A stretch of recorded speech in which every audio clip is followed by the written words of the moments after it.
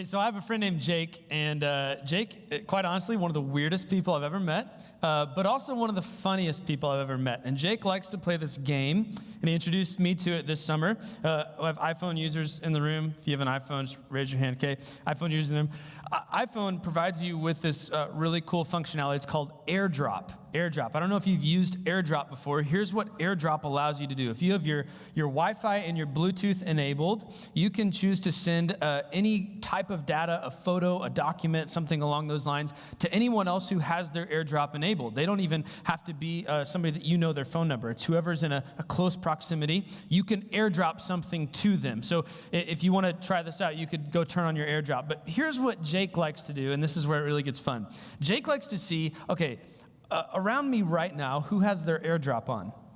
And if there's somebody close to him who has their AirDrop on, whether he knows them or not, he just likes to send them the weirdest possible picture just to, kind of startle them a bit. So I asked Jake, hey, send me some of the photos that you send to people just randomly. And so he sent me these.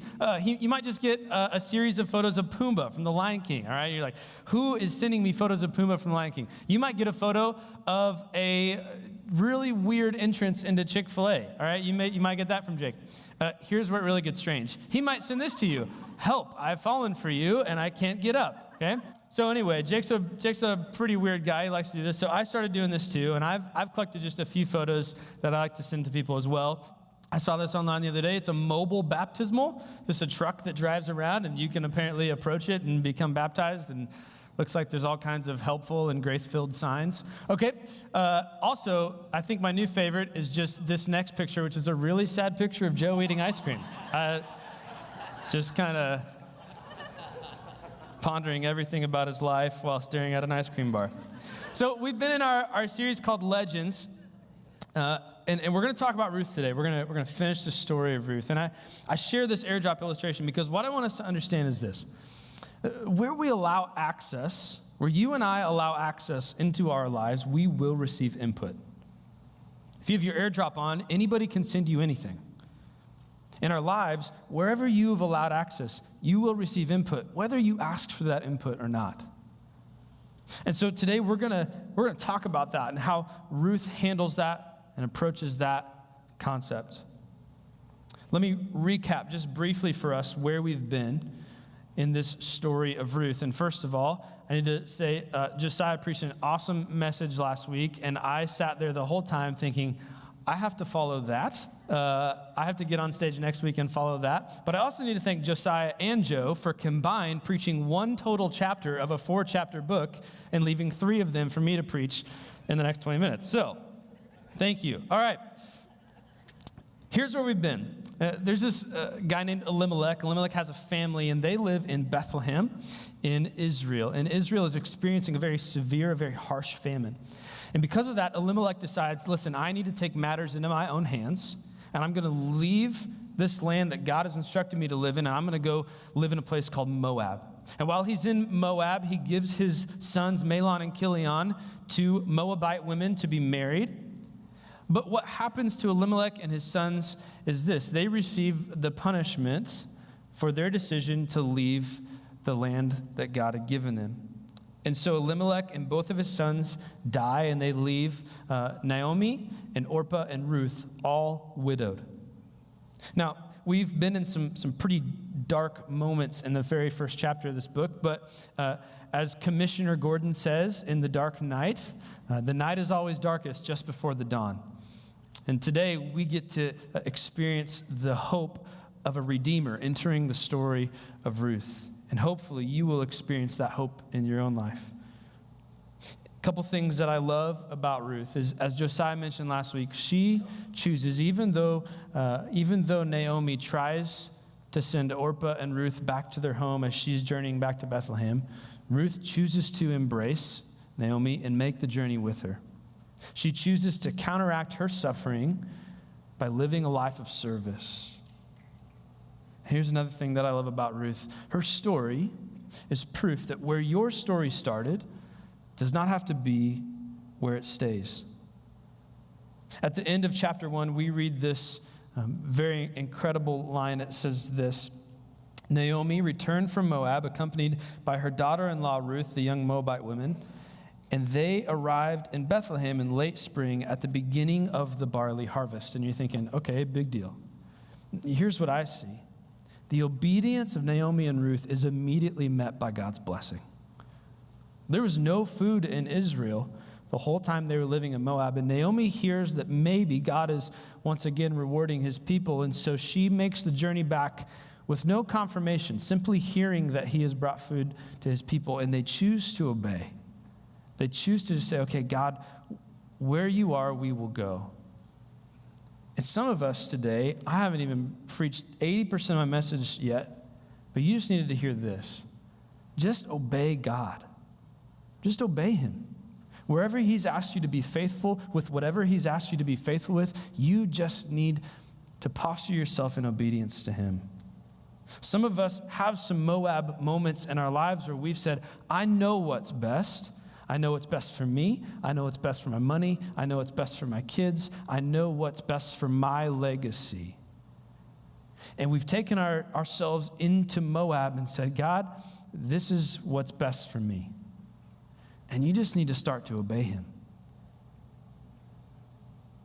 So I'm going to do my best to work through these next 3 chapters, focusing mostly on chapters 2 and 3 over these next few minutes. So let's pick it up. Right at the beginning of chapter 2, I'm going to do a lot of summary this morning. But right at the beginning of chapter 2, we see Ruth approaching Naomi, and she says that she feels like she needs to go out into the field and begin to collect some grain so that she and Naomi have some food and some sustenance with which they can survive. And here's what the Mosaic law provided for people in their position. It was actually very compassionate towards the alien, the orphan, and the widow. And it prescribed that the harvesters who were harvesting the grain in the field deliberately leave the grain in the corners of their fields for the economically vulnerable classes. And so Naomi and Ruth knew that those who were harvesting the field would intentionally leave some grain behind so that they could come in and pick it up. And so Ruth goes out to this field, and let's pick it up in verse 4 of chapter 2. This is what happens. It says, while she was there, Boaz arrived from Bethlehem and greeted the harvesters. The Lord be with you, he said. The Lord bless you, the harvesters replied. Then Boaz asked his foreman, who is that young woman over there? Who does she belong to? And the foreman replied, she is the young woman from Moab who came back with Naomi.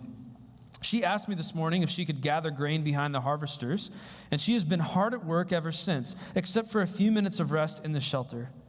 Boaz went over and said to Ruth, listen, my daughter, stay right here with us when you gather your grain. Don't go to any other fields. Pause. I love that moment, and here's why. If you're not familiar with the story of Ruth, Boaz plays a very important role. He plays the role of Jesus in the narrative of Ruth. See, all throughout Scripture, there is one legend, there is one hero. His name is Jesus. He just shows up in many different forms. And what Boaz will do for Ruth is the same thing that Jesus does for you and I. And I love his statement to her. The first words he ever spoke to her are, you don't need to look anywhere else. Everything you need is right here. For some of us, again today, you just needed to hear that message. Everything you need is right here because Jesus is here. Jesus is here, and he is everything you need. So he continues and he says, stay right behind the young women working in my field. See which part of the field they are harvesting, and then follow them. I have warned the young men not to treat you roughly, and when you are thirsty, you should help yourself to the water that they have drawn from the well. And then Ruth fell at his feet and thanked him warmly. What have I done to deserve such kindness, she asked. I am only a foreigner. Let's pause again. What I see from Ruth in this moment is a person who's been asking the question, who am I, for some time now, only to immediately follow it with the identity she's received from the crowd. Just a few verses earlier, we hear that the name that she had been given from the crowd is that woman from Moab. And she herself identifies herself as a foreigner. I love what Andy Stanley says. He's one of my favorite communicators. He says this, we all have adjectives in mind when we come to mind. In other words, when you think about yourself, there are some adjectives that come to mind, and they determine a lot about us. They determine what we post on social media, what we say about ourselves, what we hide from others, and what we put out in front. What we listen for, what hurts our feelings, and the list goes on and on. In other words, who we believe we are determines a lot about who we put out to the world. And maybe you're like Ruth and you're like me, and you've wrestled with the "who am I" question, only to have it answered immediately by yourself or by others. For all of my growing up years, from kindergarten to 8th grade, I was homeschooled. My mom is a great teacher. I enjoyed being homeschooled, but as I got older and older, I was ready for a change. My brothers and I were ready for a change, and so we all went to public high school. I loved high school. I loved going to school with friends every day. I loved the interaction that I got to have, but what I was most looking forward to was competing in athletics, specifically basketball. I love basketball. I still love to play it, and I think I'm an okay player. But what I didn't know stepping into high school was that I was stepping into a very established nucleus of players. The basketball team, the 8th grade basketball team, who was coming up into high school with me, actually went undefeated their 8th grade year. They were good. They were really good. And my high school is known as a very tradition-rich program in Central Illinois, having won 2 out of 5 state titles in the 5 years prior to my attending high school. And I thought I had a good chance. And I worked hard. I played all 4 years. I did everything that was asked of me, but you know what? I never felt like I really got a fair shot. I never really felt like I was really part of the team. I had some good moments. I had some bright spots. I enjoyed certain parts of it. But to this day, when I think about who I am, something in my past anchors me to what I wasn't in high school. I wasn't the star basketball player. In fact, I didn't play a ton my junior season and played some my senior season. This question that I asked in high school, "Who am I?" was met with rejection and ridicule. There were a lot of things that I didn't understand about high school sports that maybe you as parents are starting to figure out, things my parents didn't understand when it comes to the politics that take place among parents on a team and who has the ear of the coach, and also the amount of money they're giving to the booster club and all these kinds of things that I didn't even know were working against me. And most of the time, I was identified by my peers on the team as that homeschool kid or that Christian kid. That question, "Who am I?" was met with, "You're not good enough. You're not good enough, Joel. You shouldn't play. You shouldn't be on the floor. Why are you working so hard? You're not good enough." In fact, a parent told my parents to their face one time, "You should think about sending Joel to another school so he would get to play." Now, here's the deal. I'm really arrogant, but I'm a good basketball player. I deserve to play. But that question, "Who am I?" was met with rejection and ridicule, and this line, "You're not good enough." And maybe, like Ruth and like me, you've identified yourself based on what the world has been telling you. Maybe you've identified yourself because you've been allowing some access and you're receiving input into your life. We often build our identity where we feel most inferior. I identified myself by what I wasn't, and I believed I wasn't enough. To this day, that's still the line that Satan tries to use against me. It's the line he uses when I sit down weeks ahead of time and try and study his word, knowing that I will stand on this stage and try to teach it to people who are far more advanced than I am in this life. It's the line that he uses in the moments that I spend back there in prayer, asking God to speak through me, and I hear Satan saying, "You're not good enough to do this, Joel." Ruth, and it's to no fault of her own, was crowdsourcing her identity. Crowdsourcing her identity. Maybe you're not familiar with this concept. Here's what it is. It's the practice of obtaining information or input into a task or project by enlisting the services of a large number of people, either paid or unpaid. Most of us have seen a project that's been crowdfunded or crowdsourced.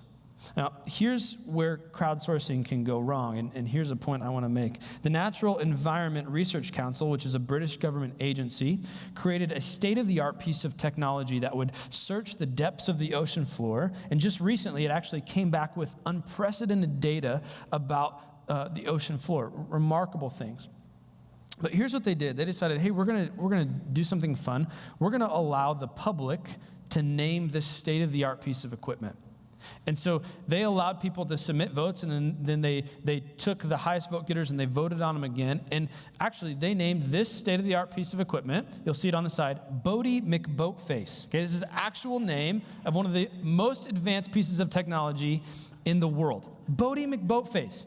If you heard Bodie McBoatface anywhere else, not assigned to that picture, you'd be like, oh, is that like a new Will Ferrell movie or something? Like, that's what we would think. No, Bodie McBoatface has nothing to do with what that piece of technology is capable of. And rather than those who were most qualified, who understood what that piece of equipment was to be used for, rather than allowing them to name it, this agency opened the doors wide open, and they allowed access, and they received some ridiculous input. I think the same thing happened to Ruth. She's that woman from Moab. She's that woman from Moab, and so she began to self-identify as that foreigner. I'm only a foreigner, she says to Boaz. In other words, I think you've mistaken me for somebody else. I'm not who you think I am. I'm not who you think I am. I'm only a foreigner. And looking at the original language, at the Hebrew language, this word used for foreigner is one that means adulterous, shallow, hollow, or a false representation. In other words, she says, I'm less than everybody else. In fact, I'm so much less, I don't even deserve to be speaking to you. Here's what we need to understand. This question, who am I, is not a bad one. It's not a bad question to ask. But we often ask the right questions of the wrong people. We often allow access to people who want to give you a name like Bodie McBoatface. And what Boaz says next, I think, is something that we all need to hear. He says, yes, I know. I know you're a foreigner. Jesus says the same thing to us. He says, yes, I know you weren't a virgin when you got married. I know you had an abortion. I know you're dealing with sexual identity issues. I know about your divorce. I know about your affair. I know what you identify yourself as. I know that you're ashamed to come to church because of what you did the night before. I know. But he goes on. Boaz replies, but I also know everything you have done for your mother-in-law since the death of your husband. I have heard how you left your father and mother and your own land to live here among complete strangers. And may the Lord, the God of Israel, under whose wings you have come to take refuge, reward you fully for what you have done. I know who you think you are, but that's who you used to be. I see who you are now. And Boaz does not assign to her the same identity everyone else has been, or the identity that Ruth is assigning to herself. He says, I forget about that. I see who you really are. I see you for not for what you lack, but for how you've loved. We need to jump ahead here into chapter 3. And throughout the rest of chapter 2, we see that Ruth is continuing to work in this field under the authority and protection of Boaz. She continues to gather grain, and then at the end of the harvest season, we pick up this next portion of the story, where Naomi says to Ruth, my daughter, it's time that I found a permanent home for you. In other words, we need a long-term solution, not just something where you can scrape together some scraps of grain. And Naomi explains to Ruth who Boaz is. He's a relative. He is what's known as a kinsman redeemer. And if you're not familiar with that term, here's what that means. At that time, God had written into the law he gave his people that if a woman should become widowed, that the next closest relative would marry that woman in order to redeem the family line. My little brother Caleb loves to bring this up when Bailey and I are around him. Okay, he thinks this is really funny. He always identifies himself as the Kinsman Redeemer. If anything happens to me, he gets Bailey, and I guess that's fair. Okay. But this is the role that Boaz plays. He is a close relative of Naomi and Ruth, and since Ruth's husband's brother has died, they now must find the next closest relative. And this man from which she has found provision and protection already will now bring preservation into her life. As Boaz enters the story, everything changes for Ruth and Naomi. He's an injection of life and hope for both of these women who just weeks before were alone in their sorrow. You see, when Jesus steps onto the scene, everything changes. You don't have to go anywhere else because everything you need is right here. So, we read about this encounter that takes place between Ruth and Boaz. And Naomi gives Ruth some specific instruction about how she should prepare herself and where she will find Boaz. And Boaz will be found next to his harvested grain, sleeping there to protect it. And we'll pick it up in verse 7 of chapter 3. This is what it says. After Boaz had finished eating and drinking and was in good spirits, he lay down at the far end of the pile of grain and went to sleep. And then Ruth came quietly and uncovered his feet and lay down. And around midnight, Boaz suddenly woke up and turned over. He was surprised to find a woman lying at his feet. "Who are you?" he asked. And this time Ruth says, "I am your servant Ruth. Spread the corner of your covering over me, for you are my family redeemer." I think there's a couple important conclusions to draw. One is, Ruth was no longer identifying herself by what the world said she was. She identified herself through the lens of one person. That was Boaz. "I am Ruth, and I am your servant.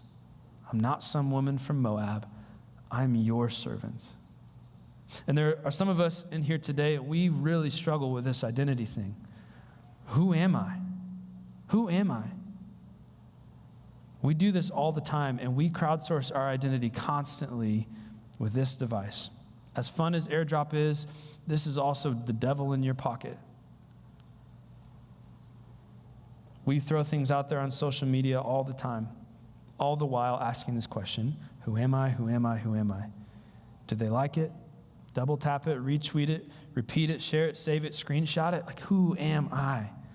I must confess, the number of unpublished Instagram and Twitter posts that I have far outnumber those that actually exist live on my feed. Why? Because every time I write something, I'm always thinking about what someone else is going to think of it and whether or not it will be enough. Am I enough? We allow a lot of access. So we're receiving a lot of input when it comes to who you are and who I am. But what Ruth shows us in chapter 3 is that she was not allowing anyone else to tell her who she was anymore. She belonged to Boaz. And this is what Boaz says, "The Lord bless you, my daughter. You are showing even more family loyalty now than you did before. For you have not gone after a younger man, whether rich or poor. Now, I don't want you to worry about a thing. I will do what is necessary, for everyone in town knows you are a virtuous woman." So Boaz will go on to redeem Ruth. But I want to take note of just a few things. One is, let's look at the way Ruth approaches her Redeemer. She does so in humility. When it comes to this question, who am I, and our identity issues, we fall into one of two camps. It's either look at me. And we want the world's attention. We want all eyes fixed on us, and we are deciding who we are based on how many eyeballs are fixed on us. Or we fall into this camp. Don't look at me. Don't see me. Don't really see who I am, because I am terrified if the world knows who I am, that I'll be rejected. And so we either throw ourselves out there, arms open wide, or we shrink back in fear because we don't really know who we are. And we don't really know whose we are. And somehow, Ruth does both of these things.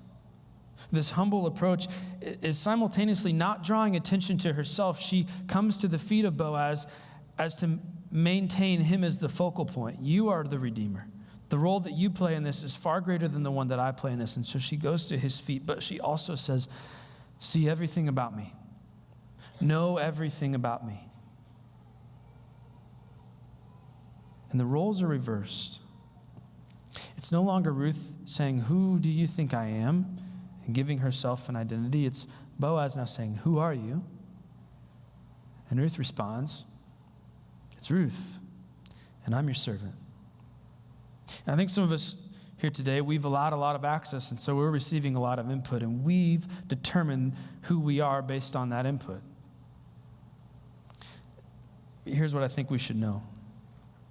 And when we sit at the feet of Jesus and we say, Jesus, I'm your servant, you're the only access I'm allowing. That is when we move on from Moab and into a relationship with the Messiah. There's one more thing I need to tell you about AirDrop, and it's this. AirDrop gives you this very specific option.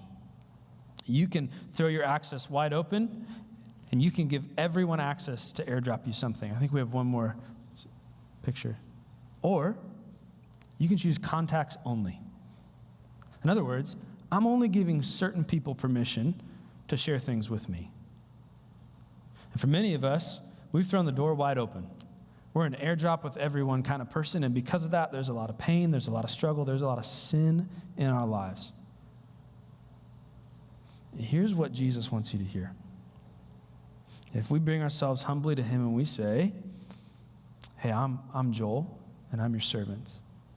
Everything about our identity, all of that crisis that we find ourselves in, the answer to the who am I question is satisfied in that simple statement. I'm Joel, and I'm your servant. I'm Ruth, and I'm your servant. I'm choosing only you. I'm only giving you access to speak into my life and for you to tell me who I am. I'm finding everything about myself in you and nobody else. In her Redeemer, Ruth finds three very important things. She finds provision, she finds protection, and she will find preservation. She found provision every single day in his fields, picking up the grain that was left behind. Jesus will provide everything that you need. You need not go anywhere else. She finds protection. Boaz gives very specific instruction to the workers of his field. Do not lay a hand on her. And she finds preservation for her family line. And here's how. In Matthew chapter 1, we read what is known as the genealogy of Jesus. And here's how it goes. And we're going to skip over certain portions of this just for time. It says this: Solomon was the father of Boaz, whose mother was Rahab. And Boaz was the father of Obed, whose mother was Ruth. Obed was the father of Jesse, and Jesse was the father of King David. David was the father of Solomon, whose mother was Bathsheba, the widow of Uriah. And the lineage goes on and on and on, several more names that, frankly, I don't want to try and pronounce in front of you. And so we get to verse 16, and it says this. This is the same family line. Jacob was the father of Joseph, the husband of Mary. And Mary gave birth to Jesus, who was called the Messiah. You see, the entire story of Ruth is all about Jesus. Her future was literally Jesus. Ruth would find provision, protection, and preservation in her Redeemer, satisfying every longing and need that she had. I want to look finally at where Boaz is, where we find him in chapter 3. He is at rest, sitting, laying down over finished work. His work is done, and he is at rest. And here's why I think that is so important, because if we turn several pages ahead in our Bibles to a book called Hebrews, we read this incredible couple of verses. In chapter 10, verses 11 or 12, it says this: Under the old covenant, the priest stands and ministers before the altar day after day, offering the same sacrifices again and again, which can never take away sins. But our priest offered himself to God as a single sacrifice for sins, good for all time. And then he sat down in the place of honor at God's right hand. He sat down because his work was done. You see, priests would go and sacrifice offerings day after day after day because people continued to sin and sin and sin and sin. And the Bible tells us that the sacrifice of Jesus satisfies it all. That it is true what he said on the cross with his dying breath, it is finished. Everything about Moab that's trying to draw you back to it, Jesus dealt with it. All of this identity struggle that you're wrestling with, Jesus dealt with it. It is finished. Boaz was at rest over finished work, and Jesus is at the right hand of God, sitting down because there's no more work to do. Whatever lies ahead for you, he's handled it. He's dealt with it. And then let's look finally at this instruction that Naomi gives to Ruth after Ruth comes home and tells Naomi that Boaz will redeem their family line. This is what Naomi says to her. Just be patient, my daughter, until we hear what happens. The man won't rest until he has settled things today. Here's what literally, according to the Hebrew, Naomi says to Ruth. Sit down. You don't have to try anymore. There's nothing else for you to do. And some of us who have been working and working and working and working to try and achieve some sort of high standing in society, to try and make ourselves into something that we're not, to try and become enough to the world, Jesus just wants to tell you, hey, sit down and rest. Because the work is done. You belong to me. And I love how the story of Ruth concludes. It goes like this. Boaz goes out to a public place, and in front of all of the chief officials, and in accordance with the law, he declares his love and loyalty for Ruth and her family, and he purchases her and all that comes with her. Your story and Ruth's story are met with the same public display because Jesus Christ, in a public place and in accordance with the law, satisfied the requirements and the consequence of my guilt and sin and yours. He professed on the cross his love and loyalty for you and paid the highest price possible to redeem you. And no matter what happened in Moab, you belong to the Messiah. Yes, my past is part of my story. Your past is part of your story, but it is not the extent of it. It's only a platform to proclaim God's goodness and the salvation that is found in your Redeemer. Let's pray. God, we thank you this morning for Jesus. We thank you that he is the hero of every story, of Ruth's, of mine, of every person sitting in this room. And God, what I pray this morning is that we would walk out of here realizing that we only need to give access to one person, that is Jesus. That when we do that, every longing of our heart is satisfied. We need not go to anywhere else because in Jesus, all of us is found. God, we thank you for your love, and we thank you for how you've spoken to us through your word today. It's in your son's name I pray. Amen.